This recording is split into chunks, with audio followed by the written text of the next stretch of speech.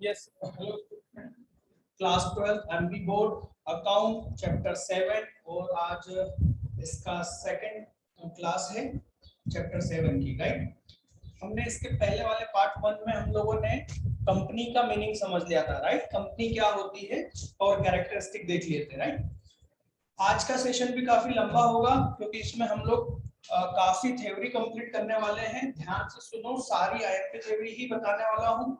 कोई मैसेज ना करे, कमेंट ना करे कि सर आईएमपी बता दो, वही आईएमपी ही बता रहे हैं और डिटेल में ही बता रहे हैं। ठीक है, मैं रीड भी करूंगा ताकि आपको कोई प्रॉब्लम ना आए। ठीक, तो चलिए सबसे पहला हम ये शिवलाल की जो बुक है इसमें से हम लोग कर रहे हैं। इसमें पेज नंबर 323 पर आपको मिलेगा kinds of company. Right, types of company मिला। यस तो पहला क्वेश्चन यही आता है ना, 4-5 नंबर में आता है।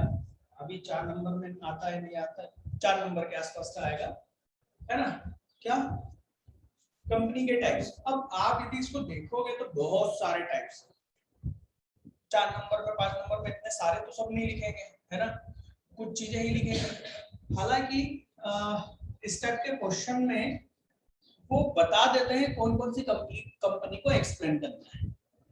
4-5 बता देंगे या 2 बता देंगे, 2 बताएंगे तो ज्यादा लिखना होगा, है ना। 4 या 5 दे देंगे तो एक नंबर के हिसाब से लिखना होगा। ठीक है, तो सबसे पहला आता है चार्टर्ड कंपनी। दिख रहा है आप लोगों को? ये चार्टर्ड कंपनी पहले होती थी। हम लोग हमारे यहाँ ब्रिटिश लोग आए थे, है ना, तो उन लोगों ने हम पे जब कब्जा करा था तो वो जो कंपनी जो स्टार्ट होती थी वो पहले जो होती थी, जब हम इंडिपेंडेंट नहीं थे उसके पहले कोई भी बिजनेस या कंपनी के रूप में बनता था कोई बिजनेस। राइट, तो कंपनी एक्ट कब आया? 1956।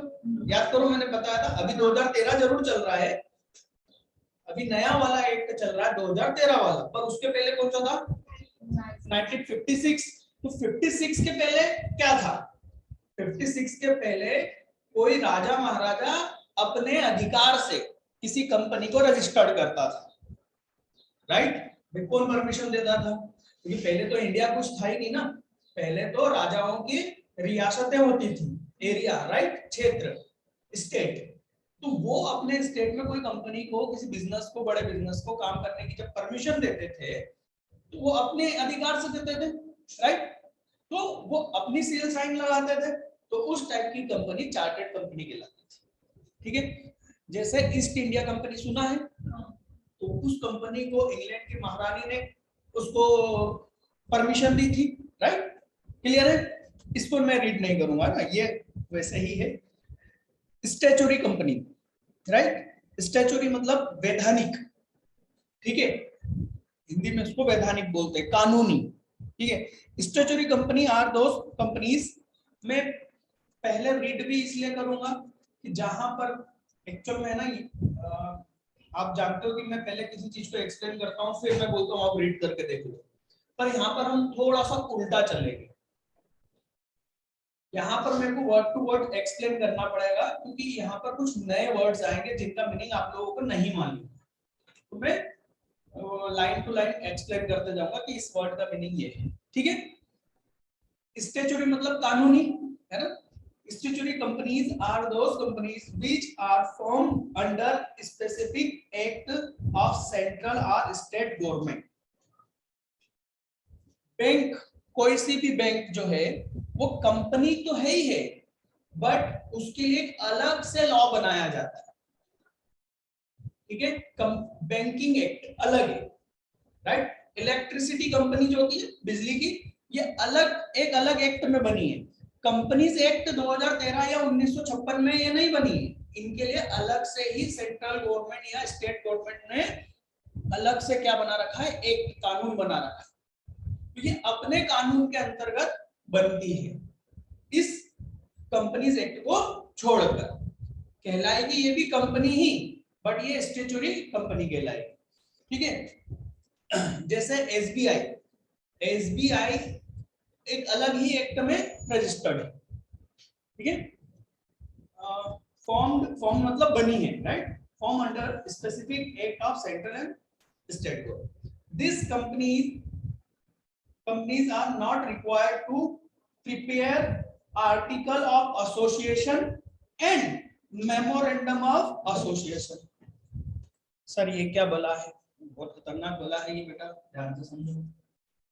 Article of association and memorandum of association, ये दो वर्ड है। वैसे बिजनेस स्टडी में 11th में ये एक्सप्लेन किए गए हैं, पर मुझे मालूम है कि बहुत कम बच्चे वहां पर इतना ध्यान दे पाते हैं या टीचर उतना एक्सप्लेन कर पाते हैं। हालांकि हम यहाँ पर भी डिटेल में नहीं जाएंगे, क्लियर बोल रहा हूँ, क्योंकि यहाँ पर ये सब्जेक्ट में नहीं है। देखिए, कंपनी क्या करेगी, राइट, उसके क्या अधिकार होंगे, है ना, उसका कार्य क्षेत्र मींस एरिया उसका क्या होगा, और उसके क्या काम होंगे, उसके क्या राइट्स होंगे, उसकी क्या लायबिलिटीज होगी, इन सब की जानकारी इस तरह के दो डॉक्यूमेंट तैयार होते हैं, है ना। एग्रीमेंट जानते हो, एग्रीमेंट तैयार होता है ना। सेम वैसे ही ये दो डॉक्यूमेंट तैयार होते हैं, हर कंपनी को करना पड़ते हैं, हर वो कंपनी जो कंपनीज एक्ट में रजिस्टर्ड है। याद करो, इसके पहले वाली क्लास में पार्ट 1 में मैंने कहा था हम रजिस्ट्रार के पास में जाते हैं कंपनी को रजिस्टर करवाने, उसको ये दो डॉक्यूमेंट सबमिट करते हैं। ये दो डॉक्यूमेंट होते हैं जिसमें कंपनी क्या करेगी वो लिखा होता है एमओएम में, है ना। ऐसा कुछ नहीं हो, देखो कभी ऐसा नहीं हो सकता कि कंपनी ने यहाँ पर लिखा, मान लो वो क्या कर सकती है, एक एग्जांपल ले लेते हैं, चेयर मैन्युफैक्चरिंग, राइट, वो किसका काम करेगी, चेयर मैन्युफैक्चरिंग की काम करेगी। तो ऐसा नहीं हो सकता कि कंपनी कोई और दूसरा काम चालू कर दे। इसमें लिख दिया ना एक बार। आप लोगों को शायद यदि आप लोगों को मालूम है, अपने हिंदू रीति रिवाजों में एक चीज होती है, घर पे पूछना, जब एक नया बच्चा जन्म लेता है तो कोई सी एक रात में, पहली दूसरी या कोई सी एक रात में उसके पास में एक सफेद कागज और पेन रख दी जाती है, अब पूछना, है ना। तो वो इसलिए रखी जाती है कि ऐसा कहते हैं कि उस रात को एक माता जी आती है ना, और उसके बारे में सब कुछ लिख देती है। वो हमें नहीं दिखता बट वो लिख देती है जन्म के टाइम, हाँ या ना, उसके बारे में वो क्या करेगा बच्चा, क्या नहीं करेगा, सब कुछ उस बारे में लिख दिया जाता है, ऐसा बोला जाता है।